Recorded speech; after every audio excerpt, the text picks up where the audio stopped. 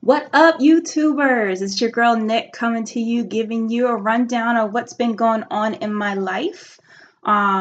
With I can talk today. What's going on with the binge eating disorder, my weight loss journey, and some new things that have been going on since last week. I'm a little late in posting this week, and I'm sorry, I've been really busy.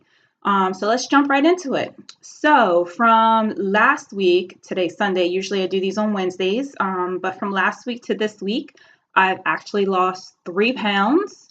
So yay me. And I'll go into kind of the things that played into that, but yeah, I lost 3 pounds. So I am officially down 36 pounds since mid-October. So slow and steady, and I mean slow and steady. And then the reason why this is a little late is I started my new job last week. So I have two parts of a job, and y'all might see my jelly a little bit. I've been cleaning, so I'm sorry for that. You just have to deal with the jelly. But yeah, I started a new job. It's a part-time gig. Kind of getting my feet wet again. I've been unemployed for about a year and a half. Had some health issues going on, so I'm excited to get my feet back into the work realm. It kind of sucks. It's a part-time gig. I was looking for full-time, but hey, some money is better than no money. So my job has two parts. So I'm going to be learning to be a health coach at a weight loss center. We do a ketogenic diet there. You guys might have heard of it. It's called Ideal Protein.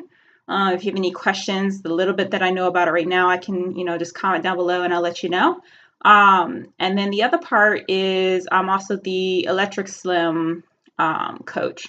So Electric Slim is just a neuromuscular stimulation machine, has 3 phases. It's good for circulation, detox, gets rid of some of the adipose or fatty tissue, and then also has muscle rehab, which will help tighten muscles and skin to give you a little bit more of a sleeker thing. It's not a miracle cure. It just helps complement the diet that our dieters do. So I'm doing both of those two things. Right now I'm training on the Electric Slim, and then I'll get into training on coaching. So, I'm working part-time, but it's a long week and I'm getting back into it. So that's why this video is late.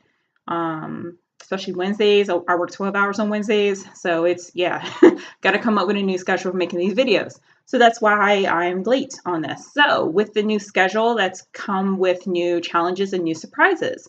So I have not binged. It's actually been probably a couple weeks since I've binged, which is a great thing. I'm still doing my therapy every week, although I might phase that out a little bit or spread it out now that I'm working, because it's just a bit much to be doing with my schedule. There's still some issues with restricting going on. Part of that I know last week was because with the job, with my hours, like Monday and Friday, I only work till like 2 or 2:30. So we don't get a lunch break. So I can't eat in the morning with a Vyvanse. I just can't. I take it and I cannot eat.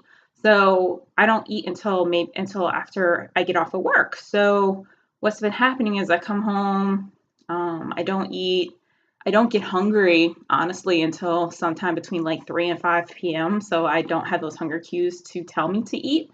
So all last week, pretty much, I only had dinner and then I had snacks after dinner. So I wasn't eating my full 1,200 calories. So that is a big contributing factor on why I lost 3 pounds this past week versus, the healthy is about 2 pounds a week is considered healthy. Weight loss 3 is a little excessive in my opinion. So that's why, I probably lost 3 pounds was because I wasn't eating as many calories as I wanted to. And again, part of that is I have been restricting, which is really not healthy. I'm trying to work on that. I'm going to be making it a focus in my therapy sessions because I know it's not healthy and it's not a pattern I want to get into, but I really struggle with it. And I know it's the eating disorder talking, but, I see calories as evil. And, I don't want to increase those calories. I rather not eat. So I'm working on that. It's a work in progress. So hopefully I can correct this pretty fast because I don't want this to become a problem. Now that brings me to my next topic. So because I need to eat and I'm not, and I have other health problems, one of which is I'm not diabetic, but I have high insulin levels. So it's kind of like high insulin comes before pre-diabetes, which comes before diabetes. And I have a strong family history of diabetes. Like everybody in my family is diabetic. So we've been working on this high insulin thing. I've had 2 endocrinologists. I like the one that I have now. I did not like the one previously.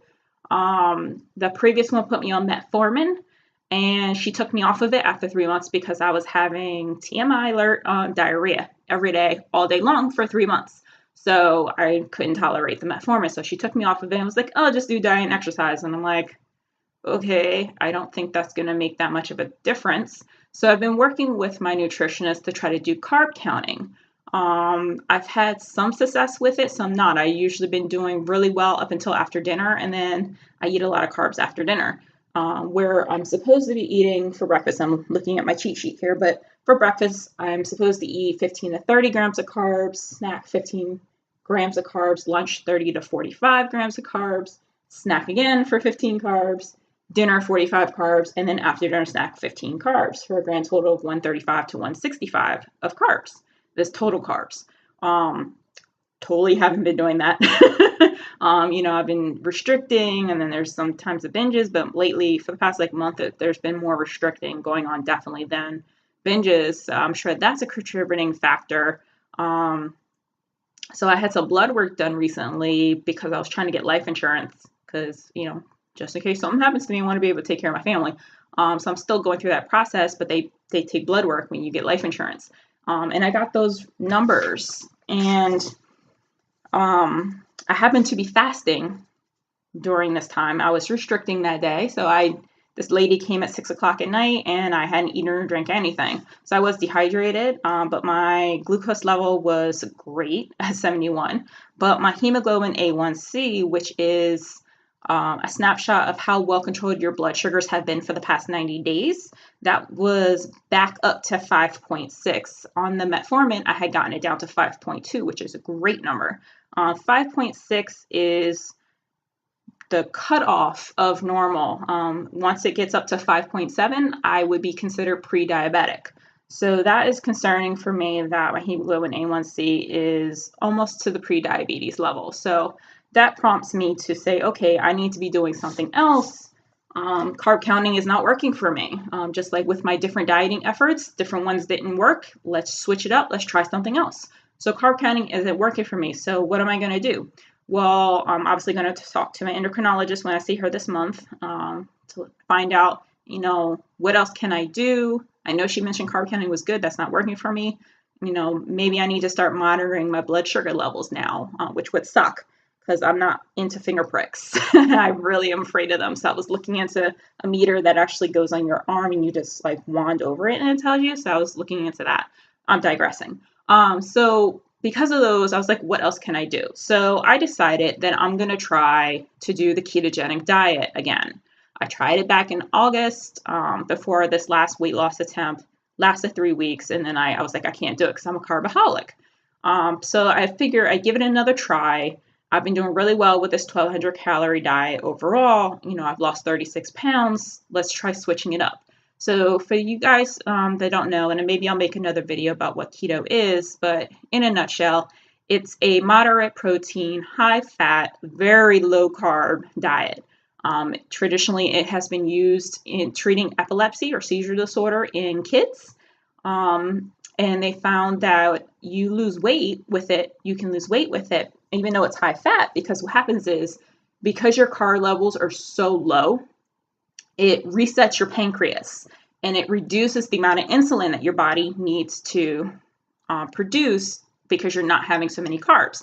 When your body reduces that insulin load, it kind of unlocks or releases the fat in your body and allows your body to start burning the fat as fuel instead of the carbs or the sugar as fuel. So that's how you lose weight with it. You're not eating as many carbs, so you have less insulin levels, so your body's unlocking that fat and your body's using that fat and burning it as energy source instead of the carbs, so you then lose body fat. So lots of people have had great reviews. If you have something that you want to do, definitely get medically cleared, because if you don't do it right, or if you have certain medical conditions, it can be very dangerous if you do ketogenic diet. So definitely do that. So I'm starting it tomorrow. I've had a shit ton of carbs today. It's kind of the last hurrah. And then, I guess I'll be adding that to the list of things that I talk about and how I'm doing on keto. I have a whole meal plan. I took my 2 week. Yes, I'm organized. I took my 2 week menu that I do normally and kind of ketofied it for me. So I'm still kind of aiming for the 1,200 calories, which is kind of hard on keto, but I'm still aiming for that. So I've managed to hit that for pretty much most of my meals. I'm actually a little bit under. I can actually eat a little bit more. Not quite back on my fat macros where I need to be, but I'm pretty close. I am over on my protein, so I need to tweak that. But what I'm really focusing right now on is the net carbs.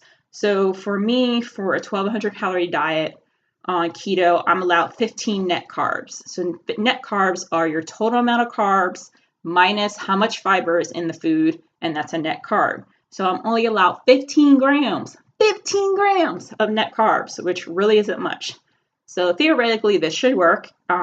We'll see what happens. I will let you guys know when I'm struggling, when I'm not. Since I'm kind of have been carb counting, I'm hoping I don't get too bad of what they call keto flu, which is the first couple of days your body's kind of detoxing from not having so much carbs, and your body kind of feels like crap.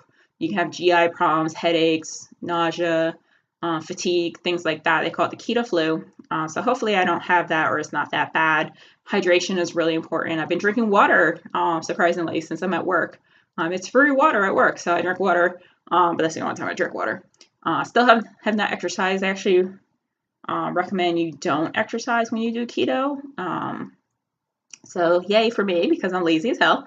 So yeah, that's what's been going on. I've had some more weight loss, the new job, no binging, but still having an issue with restricting, and going to be starting a ketogenic diet tomorrow. If you guys have any questions or comments, like always, put them down below. If you like my channel, please subscribe. If you have any topics you want me to talk about, to the best of my ability, I will. Just let me know. You guys have a great day, and I'll see you next week. Bye-bye.